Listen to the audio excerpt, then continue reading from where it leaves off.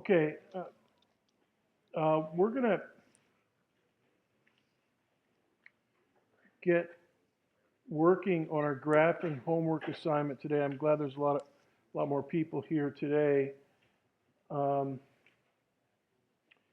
and the graphing, here's our last Will Rogers quote, by the way. Uh, the graphing homework is going to be 10 points out of 260. So that's 1/13th.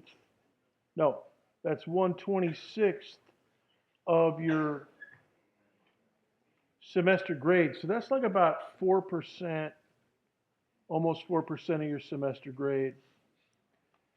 I talked to a student recently who asked me, Dr. Brickner, I really have a low grade and I want you to, help me do better on exam 3. And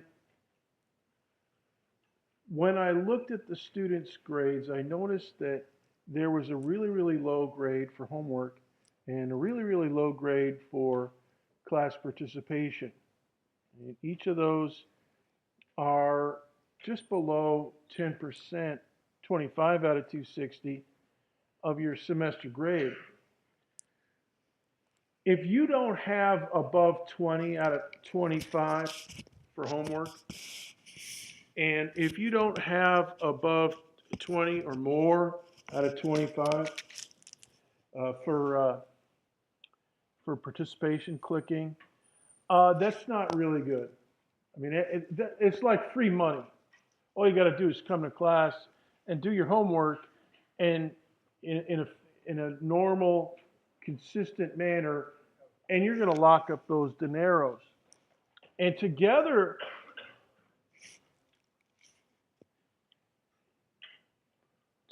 those two sets, those two. Have you guys got A's back there? You two guys in the back row? Huh? I'm talking to these two guys over here. Oh, you're good. I'm not. Yeah. If you guys with the dark blue shirt and the red shirt and the hat, if you guys have an A, you don't have to listen. But people around you maybe want to get an A or a B or something. Don't distract them. Don't talk over the top of me. All right? Anyway,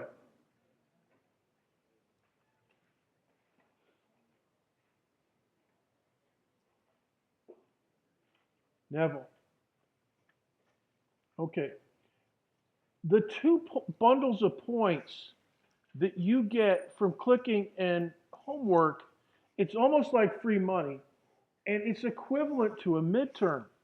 Now, if you've had a low midterm, you can survive that and actually have a letter grade higher than your exam average if you've bagged up all those clicking and homework points.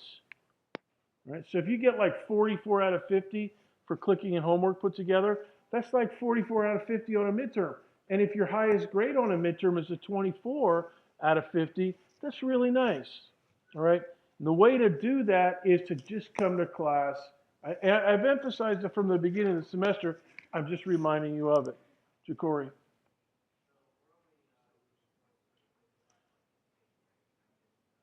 The uh, Ja'Cory's question was, we're only given points for participating, not for getting them correct. And the answer is yes and no. And I'll explain. And it's on the syllabus, but I'll explain it again. The participation grade that you have out of 25 is based on how many you answer, whether they're right or wrong. Okay? And that's why for every session that we have, I keep track of how many you answered and how many you got correct. The reason I keep track of how many you get correct is because if you score above 75% of the questions correct, you get 4 bonus points at the end of the semester. So the regular, 23 out of 25 or whatever you've got for participation, that comes from how many you answer, whether right or wrong. The bonus at the end of the semester comes from the number that you get correct. So that's my way of encouraging you to not just click, blindly, but to click as well as you possibly can. So, all right.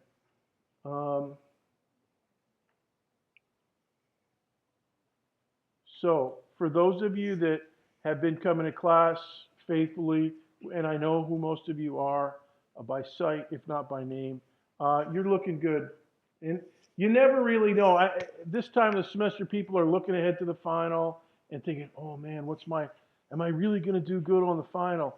And most of the times, when I actually look at your grades and then figure out what your grade would be today, if I were given letter grades today, semester grades today, a lot of times it's a lot better than you think, because it's hard to mentally get an idea of the effect of clicking and homework bundling in there. Now, this graphing homework that we're looking at is another 10 points. It is harder, and and we're going to do a significant amount of talking and coaching about it. We're going to talk about it today in just a few minutes. It's involving color and luminosity. So let's talk about color and luminosity a little bit more deeply. We've talked about luminosity before. We know that it can be rated in raw power like a light bulb. And you know, a light bulb, frequently they're spherical in shape, or at least, you know, they try to approximate a sphere, and just like a star. Power per unit of surface area, watts per square meter. That's another way to rate the luminosity. You know, how many watts of power are burning off each square meter of surface of the star itself. And that's related to something like the solar constant, which is how many watts per square meter hit the upper atmosphere of the Earth, you know, before it gets reflected by clouds and the ocean and all that stuff. And how much, you know, for Earth, it's about 1,367 watts per square meter. For Mars, it's less than that. Venus and Mercury would be more than that. But that's watts per square meter. Solar luminosity units, a lot of times astronomers rate the luminosity in terms of the luminosity of the sun, L subscript sun. So, and that's because we know the wattage of the sun, the watts per square meter of the sun, and if we figure that out for another star, we can express, you know, something that has half the wattage of the sun. Its luminosity divided by the luminosity of the sun would just be 0.5. And that number, that little fraction, is easy to work with. Okay, and I don't think we're going to work with that. Well, we're not going to work with that in the homework, but some of the other data that we look at in chapter 12 and 13 will be expressed in terms of luminosity of the sun. So, absolute magnitude, capital M, we have talked about that based on the ancient Greek concept of visual magnitude. And the absolute magnitude is the one that you would observe for every star if you were 10 parsecs away from every star. And therefore, you can use this artificially manufactured magnitude, capital M, as a rating, a numeric rating of the luminosity of a star. And there's other luminosity rating systems, but these are the main ones that we'll be thinking about. And on your homework paper, put a star next to 1D. You're going to be working with absolute magnitude numbers. And remember, with absolute magnitude, the smaller it is of a positive number, or the deeper even into negatives it is, the brighter. And we'll take a look at some of that data in a few minutes. Color. Now, the interesting thing about color is, you know, either spectral type or, you know, the wavelength, the maximum wavelength, lambda max. And we're going to calculate, get your calculators out and your clickers. We're going to do a calculation again in just a few minutes with this formula. And I believe last time we used 0.02898, no, 0.002 898. Today we're going to use a little bit more precision for lambda max. So a lot of times an astronomer will say, oh, well, that's a red star. Okay? Or he could just as easily say, well, lambda max for that star is 653 nanometers because he knows lambda max. All right? And we're going to do a lambda max for a red star. Spectral types, that's like a combo measure of the different absorption lines and the different emission lines that may be present when you break up all of the starlight of a star with a diffraction grating or analyze it in any other way. And we've talked about that. Another numerical rating system for color is called color index. Now, go ahead and make a note of that.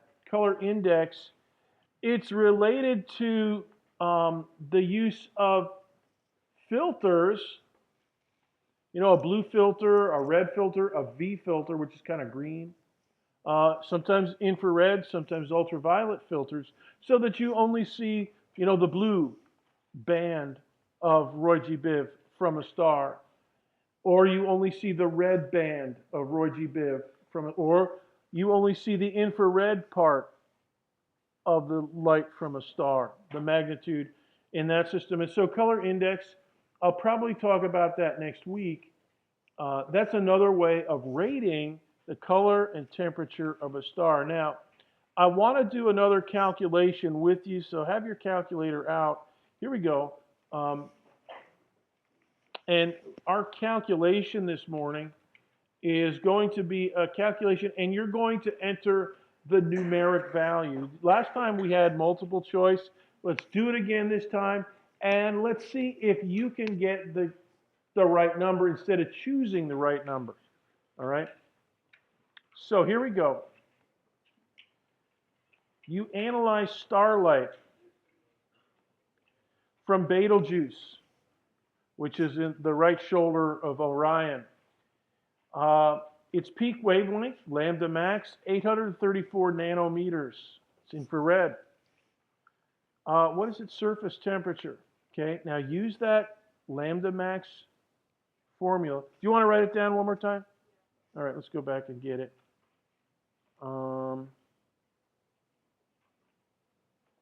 Yeah, this picture of the sun here is 9:13 a.m. this morning, approximately. All right, here it is. Go ahead and write that down. Lambda max times Kelvin temperature T equals 0.0028977. And remember, nanometers are 10 to the minus 9 meters. All right? And what we're going to do is review how to calculate that. But I'll give you a shot. It's running now. And let's try it. There's your data. All right, go ahead and take a few minutes to do that. And now you guys, the dark shirt and the red shirt with the baseball hat, now you guys can talk. All right, and coordinate on how to do this. And talk with your neighbors and whatnot. All right, so just quietly do that. Talk to your neighbor, figure out how to sort it out. And you're going to be typing in numbers. Remember, the numbers are, you use the up and down arrow keys, then use the right, left key, and then you have to hit the send key when you're done. Hit the send key when you're done because the computer doesn't know when you're done. You have to tell it when you're done.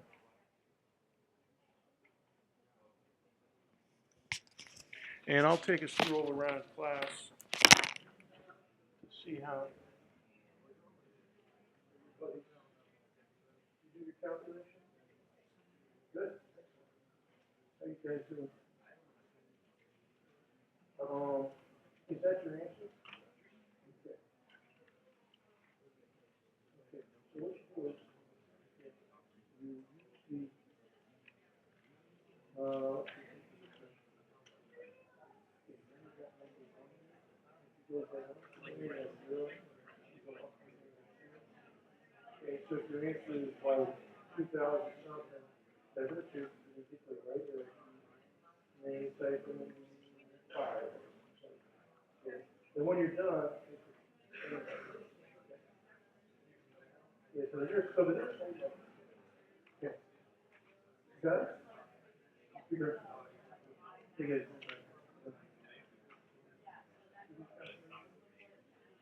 Yeah,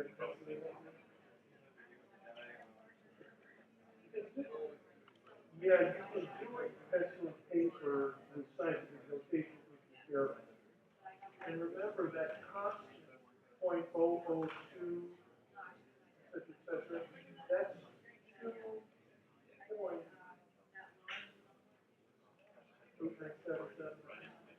times 10 to the minus 3. And that's in the numerator.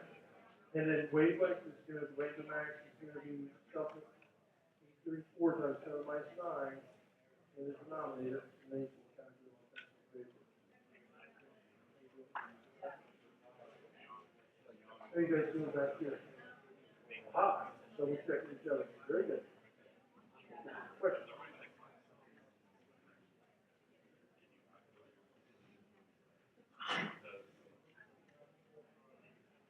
Right, yeah, I just rounded up to the nearest.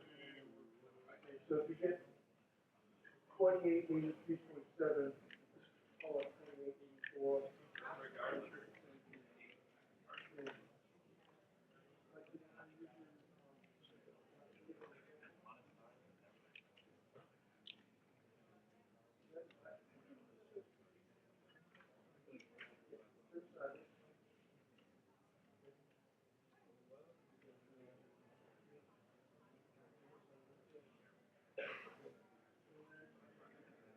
Did you write down that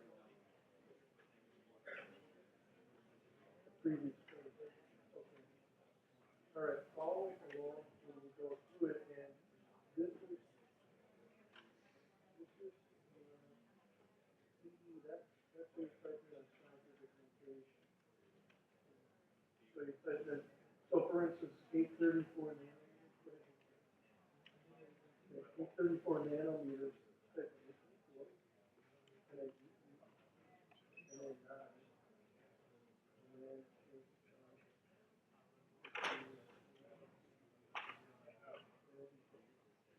okay, and that's the regular fraction. You entered it in scientific notation. Yeah, and that's the one, and I'll show you how to use that calculation. Yeah. This calculation, good. For, guys do it?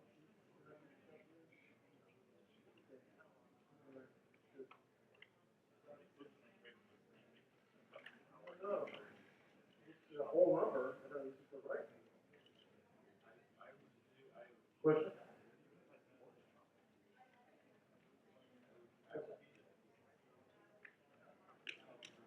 Add a course.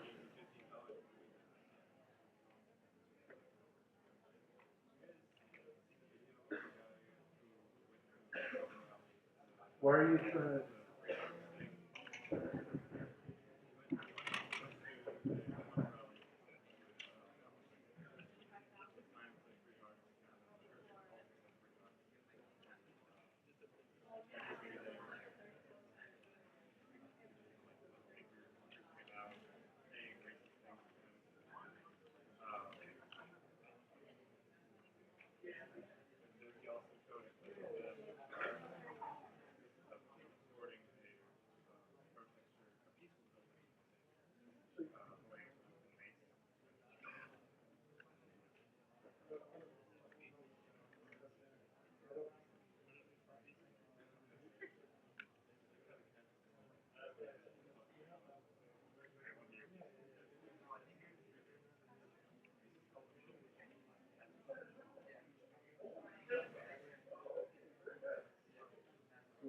That's good. I'm glad you caught it. All right. Good.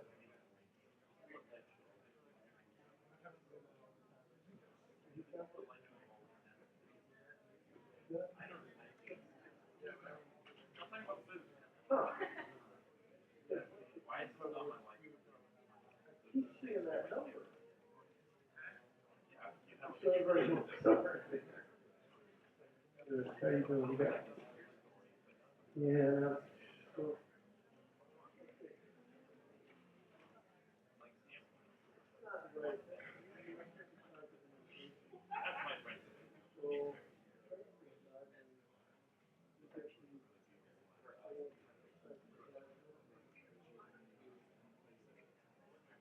so the way you got all 834.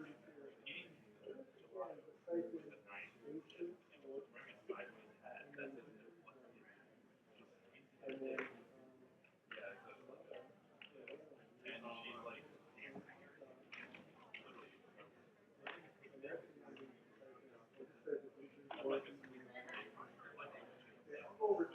if you got the right answer, yeah, your decimal point is all messed up. The numbers in there are good.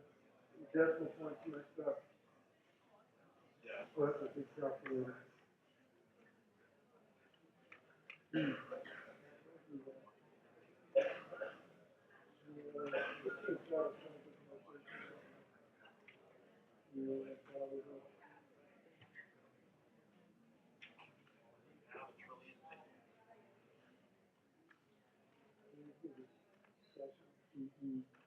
So thank you. But thank you.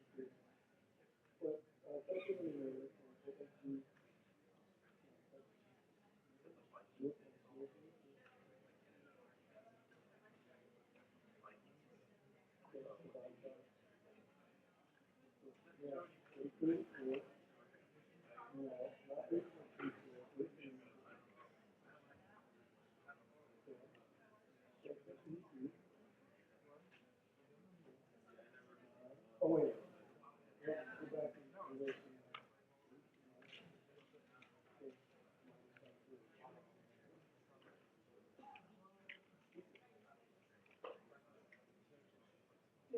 Okay, now round that off.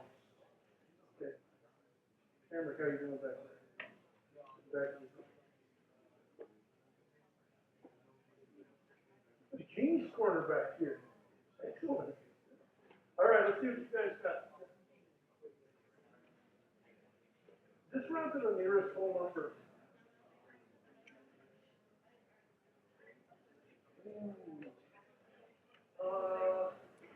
Well, check. I'm going to go over the calculation in a second.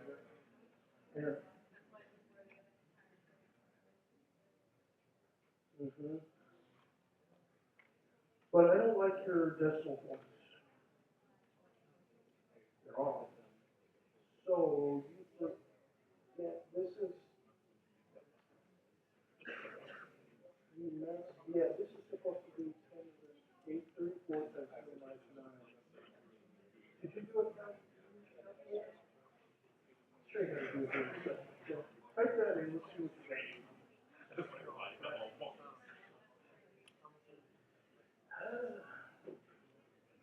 I'm excited to see it. It excites me to see that number. All right, let's see what you guys have got here.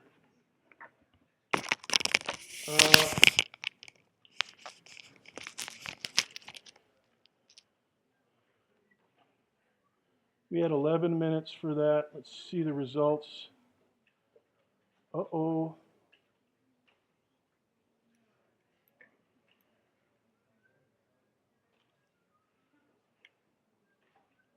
Okay. Let's go through the calculation. Go ahead and take notes. If you were a little shaky, just write. Here's your formula.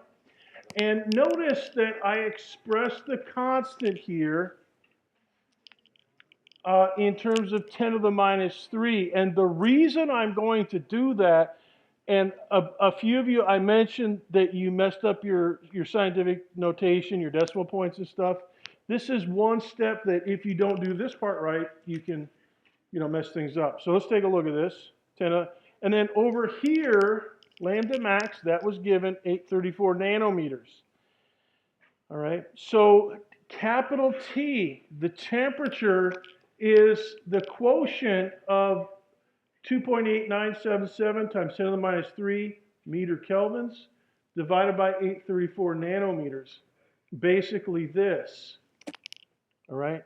Now, this one here, I changed back to 0.0028977. Um, I should have done it the other way around, but let's take a look at what you actually type in. Now, a reminder here, this 834 nanometers, this is 10 to the minus, a nanometer is 10 to the minus ninth of a meter. So, this 834, when you're doing this on a calculator, you put it in this way, okay? Here's the numerator, 0.0028977. Division sign, and then you type in the numerator. Now I've got it as 834, and then the EE button, and then 9, and then I change the sign of my EE, my scientific notation, exponent, and then I hit my equal sign. Now I saw a guy in the back over here with a big graphing calculator, and he has a key that allows him to put a minus sign in right here.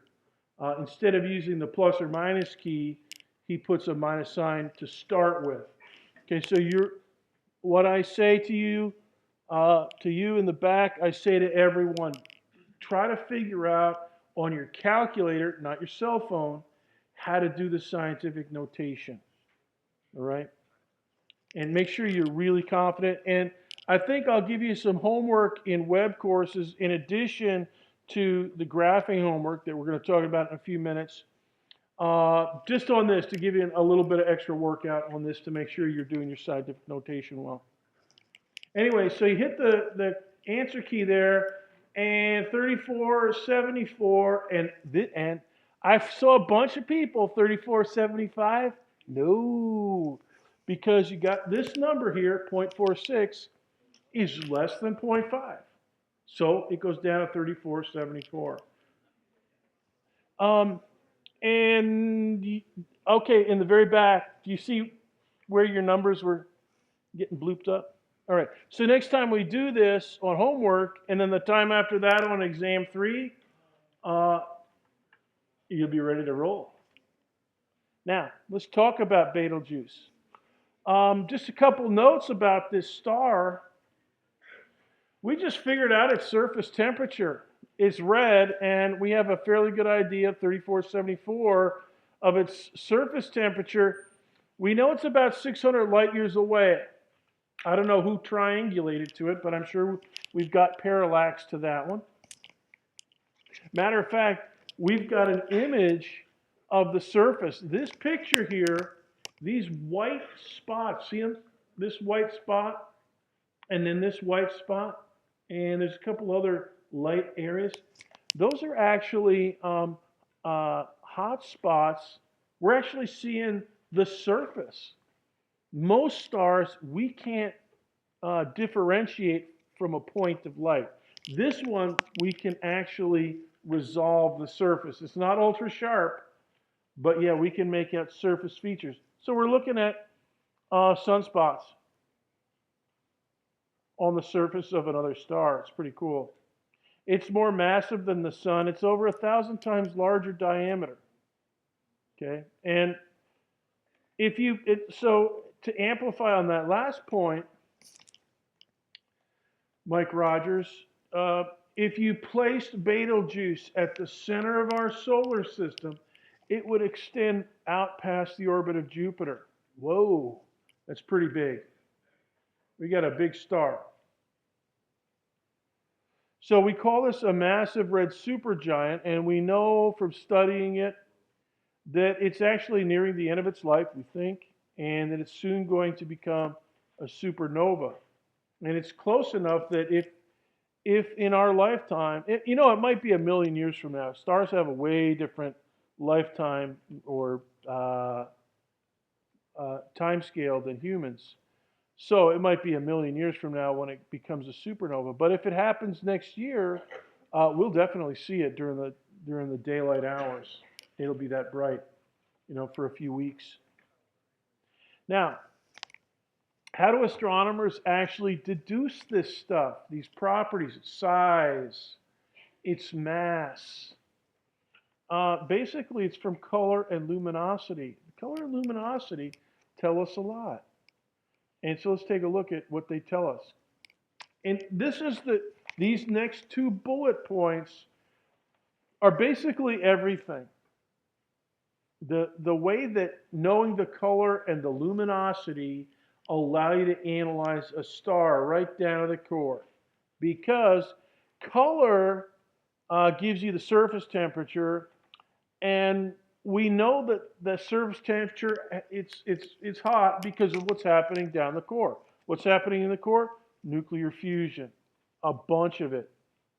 And we've talked about that in terms of the SUN, and that's what's happening for all these other stars. Now, that's color.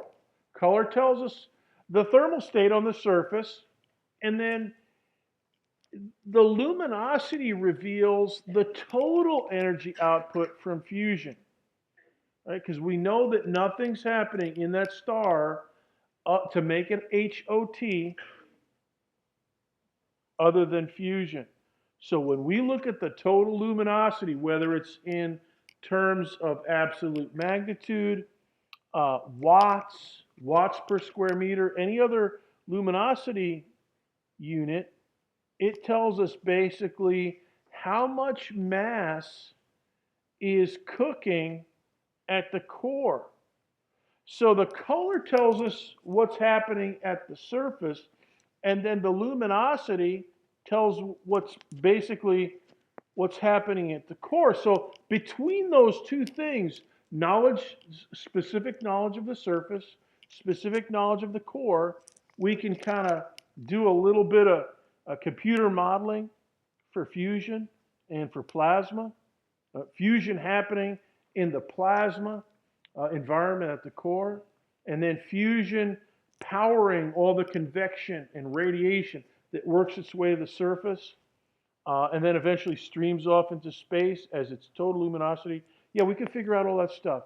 So the guys at Los Alamos and Oak Ridge and Lawrence Livermore, the bomb labs of the United States, and then the similar labs in the Soviet Union, they're the guys that figured this all out in the 1940s and 50s and 60s, and they're still working on it. Right now, they're working hard on supernovas, trying to figure out why a supernova detonation occurs and under what conditions, and what's the power per unit per square meter and so forth for supernova explosions. They can model all that stuff. And so color and luminosity, yeah, we want to know all about those two bad boys as much as we can. So we pay attention to the spectral type. We pay attention to color. We pay attention to lambda max. We can get any of those, we've got number one. If we can triangulate a distance, we can figure out number two.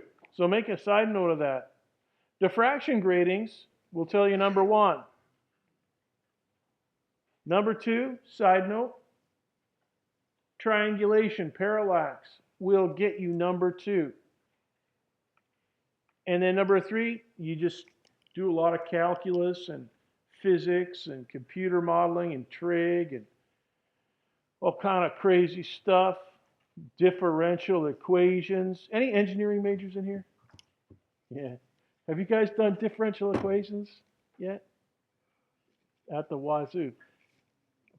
Nonlinear, coupled, partial differential equations. Numerical solution thereof. Not easy. But they do it, and they figure out a lot of stuff. All right, now we're almost to the graphing homework. Luminosity concepts, we're going to be working with absolute magnitude and spectral types, which reflect the overall color. The M's and the K's are kind of reddish. The G spectral types are kind of greenish yellow. The O's and the B's are bluish white, very hot on the surface anyways. And that's what we're going to be working with. Now, the two guys that kind of put together mentally this idea of color and luminosity being the two factors that if you know them, you know something significant and you can figure out stuff significant about a star, were these two jokers. I should call them jokers. These two really smart guys. Einar Hertzsprung, I believe he was from Norway. And then Henry Norris Russell, American. And they're the two guys that put together this whole idea of a color luminosity chart, otherwise known as the Hertzsprung-Russell diagram, the HR diagram. And HR diagram is big. And your graphing homework is all about HR diagram. So let's take a look at that. Brandon, can you come and help hand out some of these papers? And we're going to hand these out. And I'll put a PDF on the website. Just hand them out in bunches. Yeah, students can, yeah. So don't count them out. Just hand out a small bunch over there, a big bunch here, and so forth. Just work them from the back.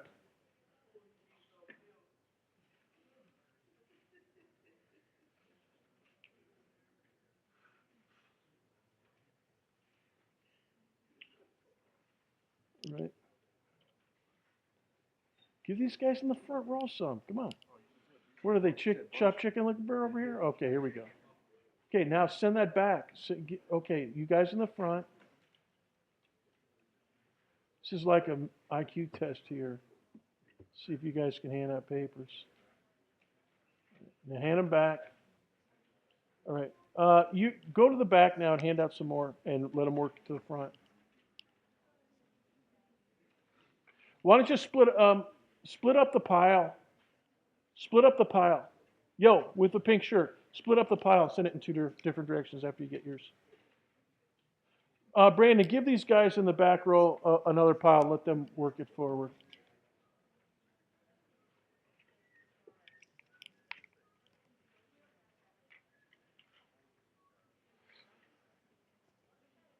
Who doesn't have a printout? Brandon, they need some over here in the back. All right, who over here doesn't have a printout? Okay, we're getting them to you. Hey, you guys on the aisle here, right in here. If you have extras, pass them across. Okay. Who's got extras? Anybody have? Okay, who doesn't have printouts yet? Raise your hands. Okay, Brandon, over. Be alert over here.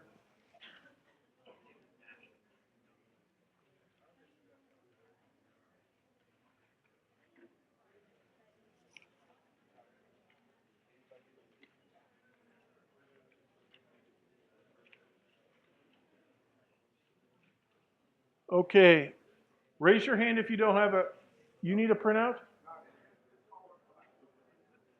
Repeat? For Thursday, next week. Yeah. Another question? I'll be explaining it in just a second here.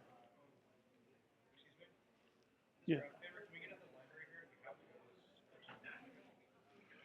I'll explain in a minute. Anybody doesn't have a printout? Okay, Brandon, I think we're good. All right, first thing I want you to look at is the data. Look on the back, look at your data table, and I've got it up on the display here. Thanks, man. And as you see, we've got the name of the star on the left and columns for spectral type, luminosity class, absolute magnitude, apparent magnitude, little m, and then distance in light years, right? And what we're going to be graphing our spectral type here, that's going to go on the horizontal axis, all right? And then the other thing we're going to be graphing is the luminosity, which is capital M, absolute magnitude. And so horizontal axis is going to be your color axis. And vertical axis is going to be your luminosity axis. The luminosity axis will be numeric, and it will be the absolute magnitude numbers. And you can see we got some negatives here. These are the brightest stars at the top of the table. And then they get closer to the positive numbers. Let's see, here's Betelgeuse right up here we was talking about. And then here's spectral type. Now the spectral types are all O, B, A, F, G, K, M, and then a number. And that number tells you the subdivision of each letter, of each spectral type. Okay, I want you to use National Brand 12188. It's 10 lines per centimeter. I don't want anything else than that. You must use this. Now, the CB&S bookstore over across the road has got a bunch. They just ordered a bunch for you guys. All right? And it's pretty cheap.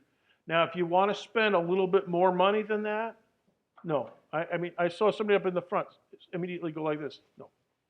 But if you do, go to the UCF bookstore. I don't even know if they have it. I didn't even bother asking the UCF bookstore. But CB&S has got a ton. And it's a pretty nice price. Now, the thing is, you probably need 1 or 2, maybe 3 pieces for safety. You're going to hand in 1 piece. But I think it comes in bundles of 10 or 20.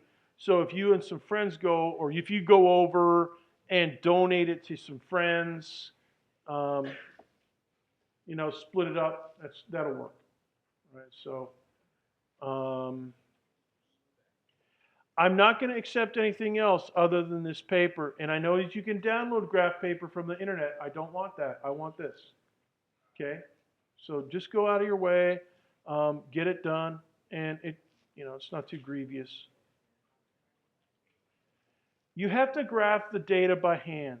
And by the way, this is the orientation. Go ahead and make a note in your notes. This is the vertical axis that I want you to use. Your luminosity is going to be the long side. Okay, so this is going to be absolute magnitudes over here. And then the horizontal is going to be the spectral types. So O0, O1, O2, all the way to M0, M1, M2, and M9, all the way up to M9. Okay? So I want you to use that. I want you to graph it by hand.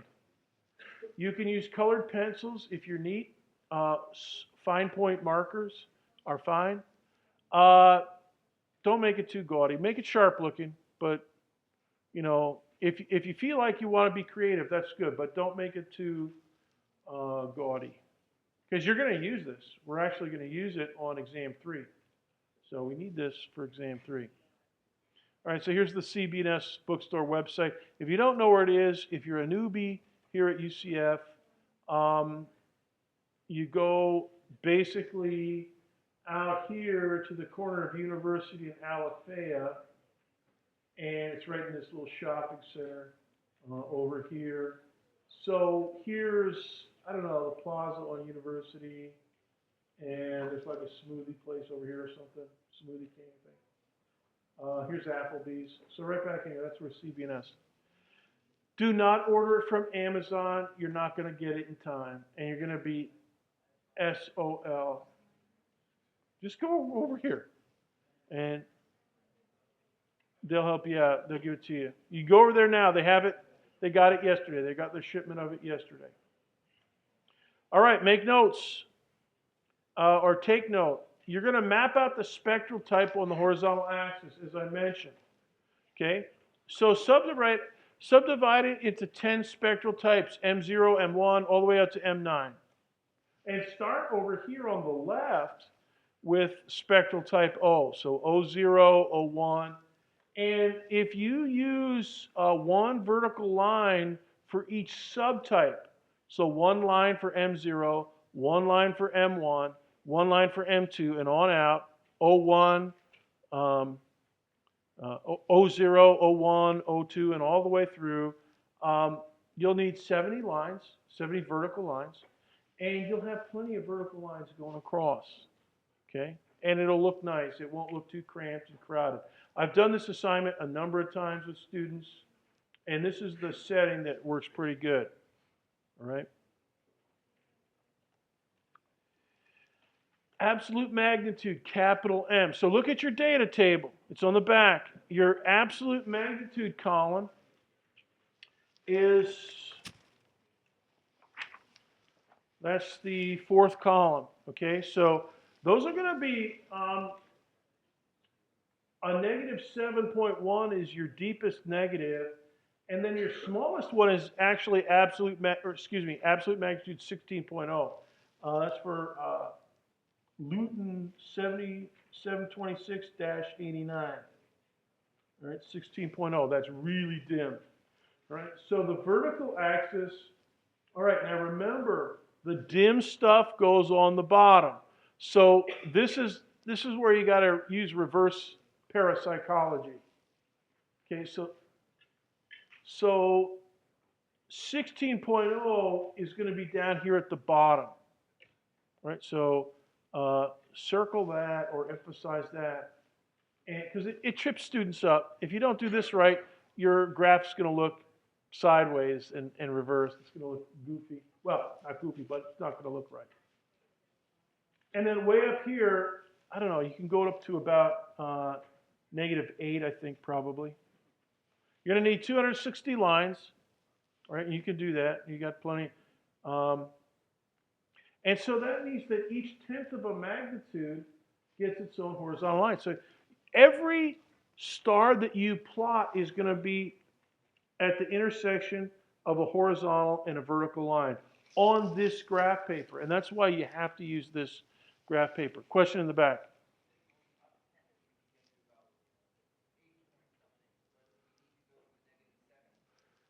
Yeah, so you want to go up to -7, so maybe you'll be able to fit it up to -8. Just do it, just figure out what you need to do to fit in from 16 at the bottom to at least -7.1 at the top. And maybe, if you have a little bit of extra magnitudes up there, it's fine. It'll all fit on one page of this graph paper. And that's why I'm insistent on this. Now, whether you buy it at CB&S or not, I made sure CB&S has enough for everybody in here, more than enough. So if you want to go somewhere else, that's your call. CB&S is cheap. They told me what their price is going to be, so it's going to be good. Do you have a question? Horizontal, yeah. Okay. The horizontal, and this text up here is the same as what you've got on your printout. Okay. All right. So the horizontal, that's going to be your spectral types. So in other words, your color information. Okay. So over here at the lower left, that's type O, level 0. So O0 is the very first one. If you start at O0 right here at this corner, you're going to have plenty of lines. And then O1 and O2 and all the way up, and then you got B0, B1, and up to B9, and then what comes after B? A. A0, A1, and all the way out. So you're going to be out here by the time you finish with the M's. All right. You're going to have enough room if you follow these instructions. All right? And you're going to be able to turn it in on one piece of graph paper. And you'll be able to use it to make decisions. All right. Plot the... We'll dismiss early if we can finish this early. All right? But we still have some stuff to talk about. Plot the 37 stars. Good. Using the two axes that I've mentioned. If you do a little bit of thinking and a little bit of digging, you can plot the sun. The sun's not on this table. I don't think the sun is on this table.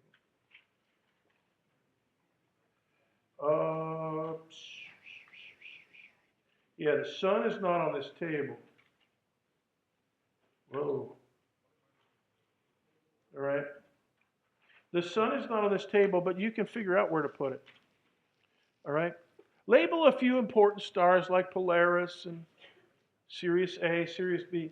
Let's see, Sirius B is, yeah, that's there. Sirius A is up towards the top. Let's see, where's Sirius A? Yeah. All right. Barnard star. Barnard star is a famous star, and it's toward the bottom of the chart. Okay. And it'll be toward the bottom of your paper. Vega. Always put Vega in there. All right. But don't label all of them. Even if you're one of these people that is ultra precise, if you try to label all the stars, it's going to look cluttered. But a few good ones, yeah. These are, if you label these ones and the sun, if you can figure out where the sun goes, that should look pretty good.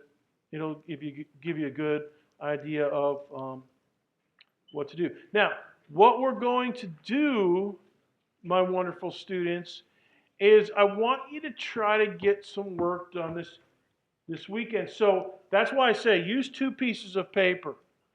Try doing it the first time on one piece, and then your backup piece after Tuesday, if you want to do it again, and then do it with ink and stuff, turn that in on Thursday. Okay, so we'll try to take a look at it on Tuesday, and then Thursday we'll hand it in for 10 points, and I'll grade it over that weekend. All right, you're dismissed, and if you want to talk about it, come on up to the front. Otherwise, question? Just clarification on the sun. Do you S-U-N. Yes, you want it to be put in the correct space according to its spectral type, correct? Yeah, did I put it in the table? I don't think I did. Not in this table. I've done this table about 9 million times with students. So I don't think it's, yeah, there's Alpha Centauri. So sun's not on here, but if you figure out absolute magnitude of the sun and its spectral type, you can, put it right in where. yeah, and you'll see a pattern. When you graph these things up, you'll see a pattern. All right? Thank you. Question? I was going to ask you about the bonus points that they weren't put in yet. Yeah, I still got bonus points to do. Right. Did you, what is your last name? Carnegus with a K. Yeah, I've got yours figured out. We figured out what date it was, right? It was the second Yeah, one, right? okay. Right. Yeah, I just haven't entered it in. That's fine. I'll get it done. Question? When we do the special types, the 1 to 9 Yeah. and all that. Oh, 0, 0, 1. Right. Yeah, it goes up we 0. do it in the order that you gave us the last time. Yeah, with O, the yeah, you hottest go to O, B, A, F, G, Sun, and Alpha Centauri are G's, K, and then M. So M's are going to be on the far side, Alright. and the Not the O's are left going to or be right. over here because they're really hot. Okay, question? Oh, okay, thanks. Did you ever get it saved on your number? No, I'm still recording. So what we're doing These is are- basically something like this, but add the subgroups, right? Yes.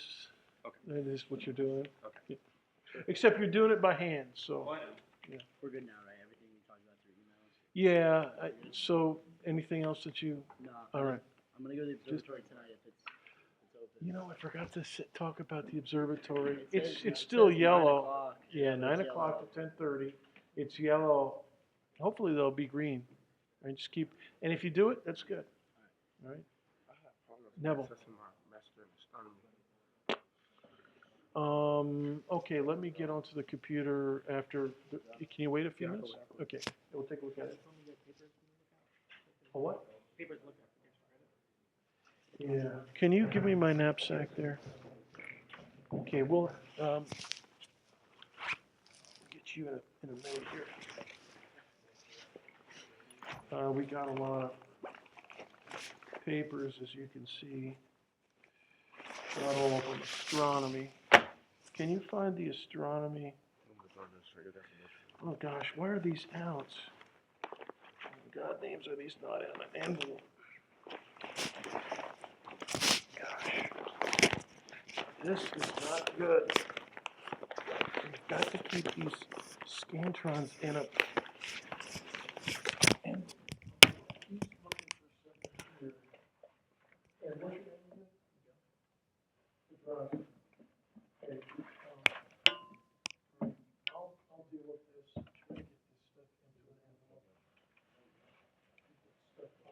Chris, you have the same thing.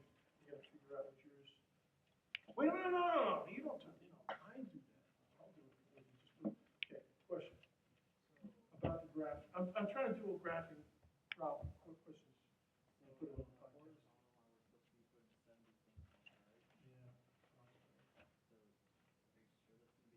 Yeah. It will be. We'll do that. Yes, young man, it will be enough. Yeah, go get some and you'll see. Chris. Observatory. Yeah, no, I got him here. Don't leave. Tristan.